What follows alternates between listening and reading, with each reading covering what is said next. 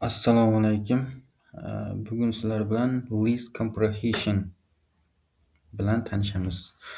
U qanday bo'ladi? Batafsil kod va misollar orqali ko'rib chiqamiz. List comprehension bu list ichida for va if orqali ya'ni berib ketishimiz mumkin.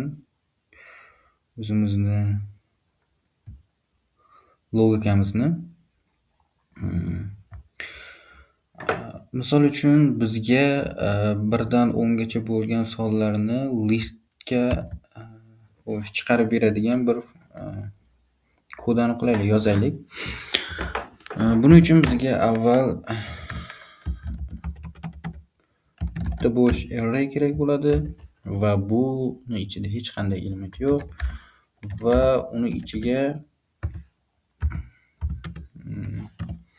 1 dan 10 gacha bo'lish uchun 11 qilamiz va arrayni har biriga append qilsin va natijani chop qilamiz. Bizdan 1 dan 10 gacha bo'lgan list. Endi xuddi shuni list comprehension orqali yozsak bo'ladi, ya'ni listni ichida bu listni ichida for orqali, ya'ni forni ishlatib ketamiz. Xo'sh, bu qanday bo'ladi? Birinchi misol uchun bu yerda i ishlatganmiz. Bu yerda x deylik. X for x mana bunday holat. Mana ikkalasi deyarli bir xil. Ya'ni biz mana bunday 4 qator kod emasda, bir qator kodning ichida list elementlarini kashf qilishimiz mumkin deydimi? Shunaqa xullas. Endi undan tashqari if orqali ishlatilish ham bor, ya'ni qandaydir shartlar. If orqali ko'rishdan oldin bittasi ko'raylik. Masalan, mana bu yerda har bir sonning 2 ga ko'paytirilganini chiqarib bersin, ya'ni list elementlarining har birini 2 ga ko'paytirib chiqarib beradi bizga. Mana har birini 2 ga ko'paytirib chiqarib berdi. Endi kvadratini chiqarmoqchi bo'lsak, har birining kvadrati.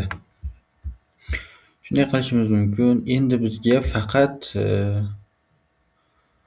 shu kvadratga oshirilganlarning ichida toq bo'lgan juftlarini chiqarib bersin.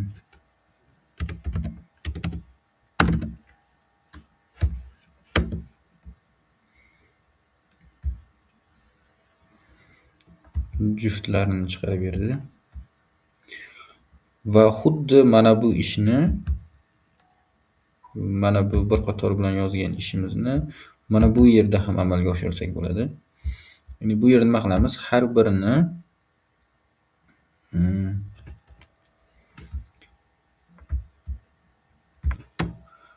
buning uchun bu yerga ham if qo'shamiz va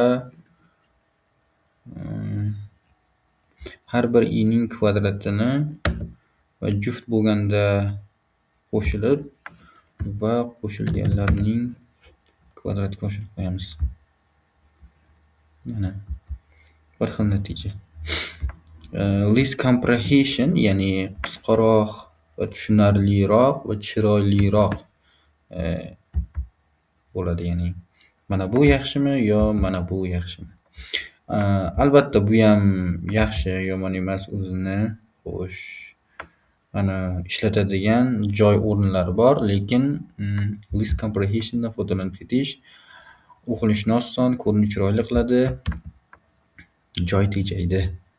Endi joy bo'yicha ko'p muammo bo'lmaydi. Har holda list comprehension ishlatish bizga ko'plab qulayliklar beradi.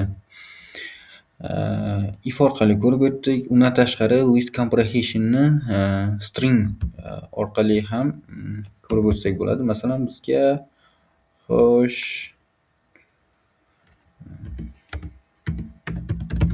so'zlar nomli bitta array bo'lib, uni ichida olma, nok или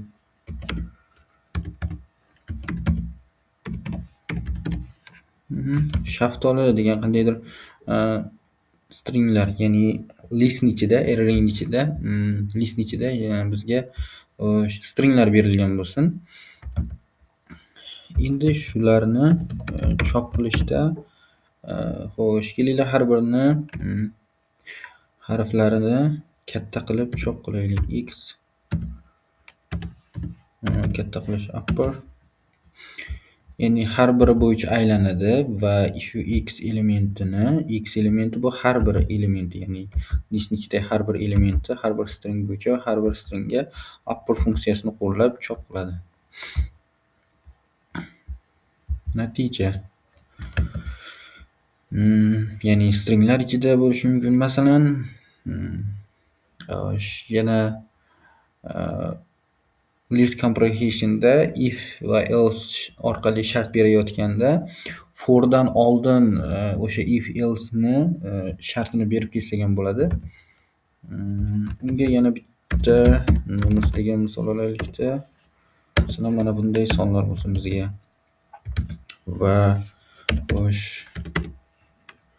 bir yo'la print ichiga tiqib qo'ydik. Men print funksiyani ichiga bir yo'la qo'yib ketganimning sababi bizga xo'sh natija mana bu konsolda ko'rinishi uchun. Printni o'rniga qanaqadir xo'sh result qilib, misol uchun mana bu yerda shunday qilaylik. Qandaydir o'zgaruvchiga qiymatni, natijani yuklab ketsak ham bemalol bo'laveradi. Misol uchun mana bu yerda xo'sh sonlarni juft va to'qligini chiqarib bersin, ya'ni o'rinda juft agar xo'sh if x element deylik, qoldiqli bo'linsa mana bunday bo'ladi. Mana bu yerda nok emas, toq. Xo'sh, agar 2 ga bo'linsa, ya'ni juft bo'ladi, juft son cho'qqil deyilyapti, ya'ni juft natijani qaytaryapti stringda. Aks holda toq va har birini elementi bo'yicha aylanib chiqyapti. Mana xo'sh, 1 toq, 2 juft, 3 xuddi shuni mana bu yerda ham aniq ko'rinish uchun xo'sh, mana bu yerda nunisini chop qilib qo'yaylik. Mana xo'sh, 1 toq son deb chiqarib berdi, 2 ni juft son deb chiqarib berdi va hokazo. Ya'ni list comprehensionda shunday holatlardan ham foydalanamiz. Bugungi darsimizda shu. Keyingi darsda ko'rishguncha omon bo'ling.